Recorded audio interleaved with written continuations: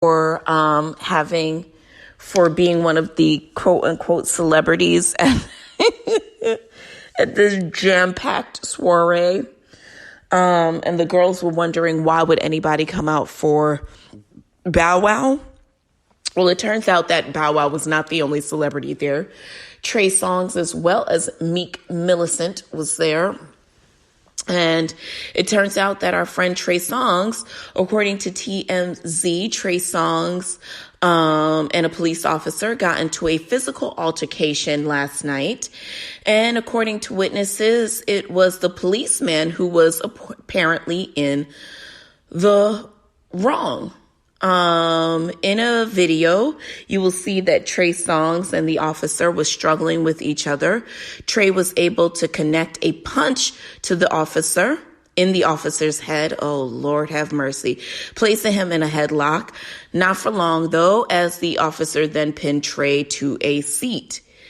You can even hear people in the video scream at the officer, telling him to leave Trey alone. Once backup came, they were able to separate the police officer and Trey Songz and place Trey in handcuffs. Now, law enforcement officers tell TMZ that Trey was arrested for trespassing, resisting arrest, and assaulting a police officer.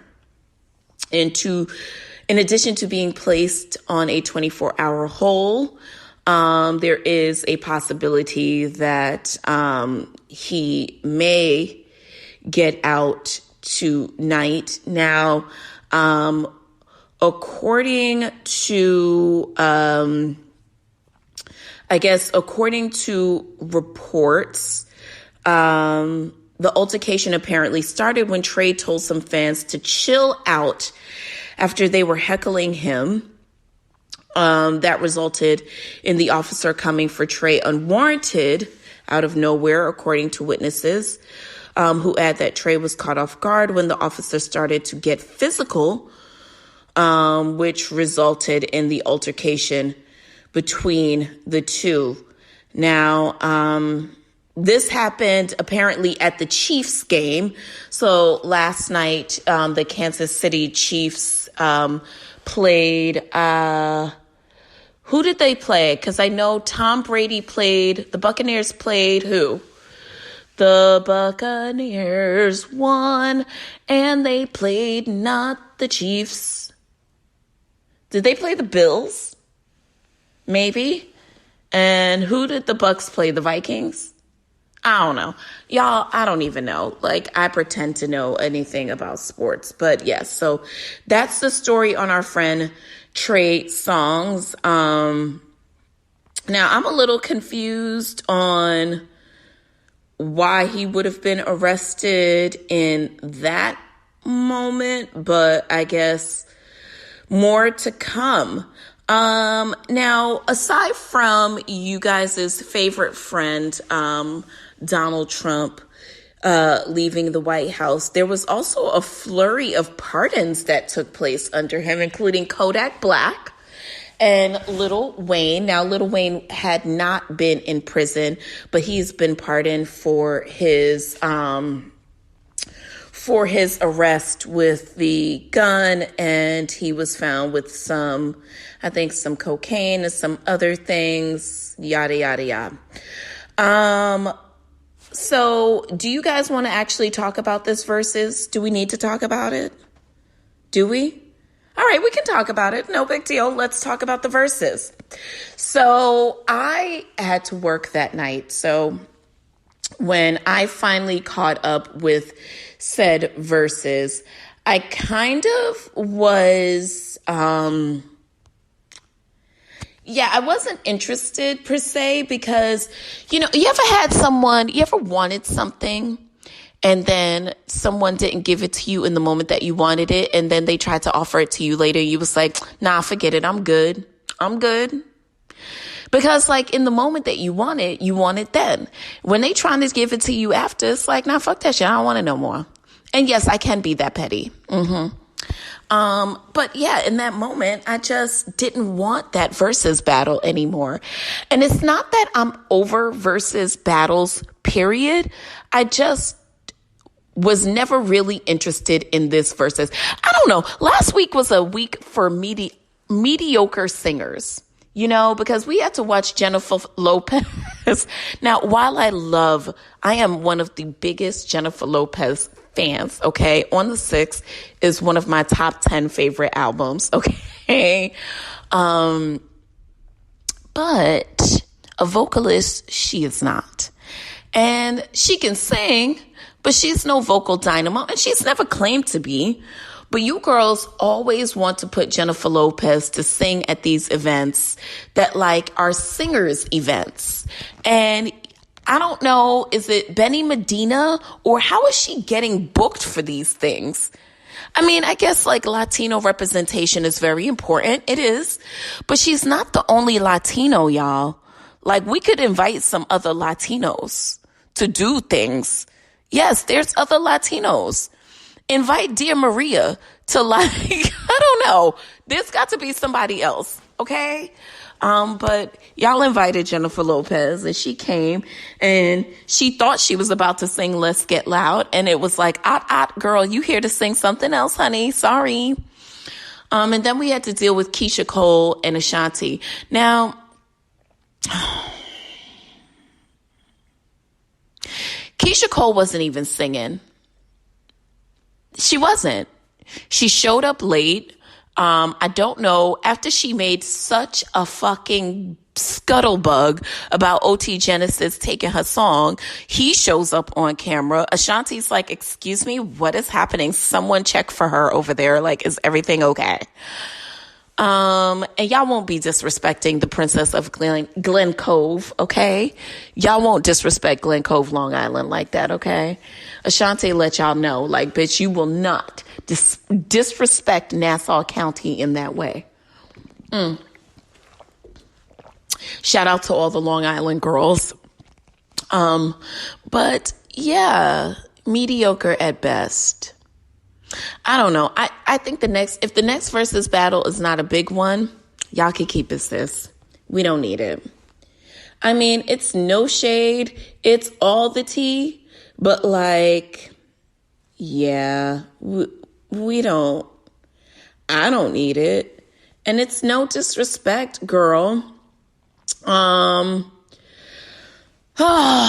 so last but not least, DaBaby has a girl that he talks to, Dani Leigh. Do y'all know her? Yeah, she's the one who choreographed I Needed Some Shit with the Bop in it. Yeah, and she had like a little bop over the summer. Anyways, so singer Dani Leigh got into some hot water after she released a song called Yellowbone. Now, outside of the song being just a bad song, it's just a terrible song. She goes on the Breakfast Club and gives an explanation as to why the song should be acceptable. Now, listen. The song basically is saying, like, he wants a yellow bone, and that's fine. She wouldn't be the first bitch to acknowledge her privilege, you know? I mean, isn't this what we've been calling for? Like, this is like a white person making a song about their privilege, you know? While we may not like their privilege, it exists, and it's their right to have, I guess. While we may not like that colorism exists, Dani Leigh, whatever, she didn't create colorism, but she did create this god-awful fucking song. The song is terrible. I care less about the song being about light-skinned girls and more about the fact that, like, bitch, you went into the studio and someone is paying for this studio time. Albeit, it could be you, it could be DaBaby, it could be your record label. And this is the shit that you came out with? I want to see if there's any, like, I don't have a clip of the song and I'm not going to play it here, but here's her explanation. I'ma keep letting God bless me while y'all sit back and judge me and sit behind y'all little phones and type shit about another woman. Y'all are haters. I'm Dominican. I'm Spanish. I'm black. I'm white. Leave me alone. Done talking. About to post how fine I looked yesterday. Congratulations. Y'all got another thing to say about me. When you hate, it's all good. Only God can cancel me. That shit don't mean shit to me because the people around me are the ones who know my heart and intention in real life. I'm sorry if I offended you. Okay, girl. And here, okay, I'm going to get to Charlemagne and DJ Envy in a minute. Dani Leigh, girl, don't nobody give a fuck about this song, right? Nobody cares about your free agency to acknowledge your privilege as a light-skinned woman. You have every right because you're not the only one acknowledging it. I've heard Lil Wayne do a song. I've heard, these alphabet boys, YNB, YNR, CMA, KNC, all of y'all niggas. I heard all the alphabet boys doing songs about light-skinned girls. Pop Smoke got a song about, she gotta be yellow and whatever. All of y'all niggas say that shit. Chris Brown has said it. Ray Schmerdenberger has said it. All of y'all say it. And when y'all not saying it, y'all showing it. Okay? Y'all got the right to choose whoever y'all want. And if y'all want a yellow bone, that's fine. But don't play this song. This song is horrible. The song is just a bad song. The song is terrible. If you have a spare minute that you don't care about getting back in this life, you can go look the song up and, waste your time. But trust me when I tell you, the song is bad. The song is horrible. Like, the song actually, like, girl, don't nobody care about the privilege that you experience being a light-skinned girl. Don't nobody care. And that's about it. So yeah, that's what I have to feel about that. I just don't care. Like, it's the bigger deal that, like, because to me, you're light skinned, you can make a song. Somebody can make a song tomorrow about being dark skinned. If the song is a bop, the song is a bop. If it's not a bop, it's not a bop. And Dani Leigh, sweetie, no, it's a no for me, girl. All right, let's take a quick break. We'll come back. We set at a table, Yes. And we are back. So I wanted to use this setting of the table, to hopefully give you some inspiration, some juice for the week, right? One of the things that I have been very, tried to be very cognizant of is not just the energy that I carry and the energy that I encourage, but the reasoning, what's my intention bigger than, the quality of energy that I'm bringing to a specific action, but truly what is the reasoning?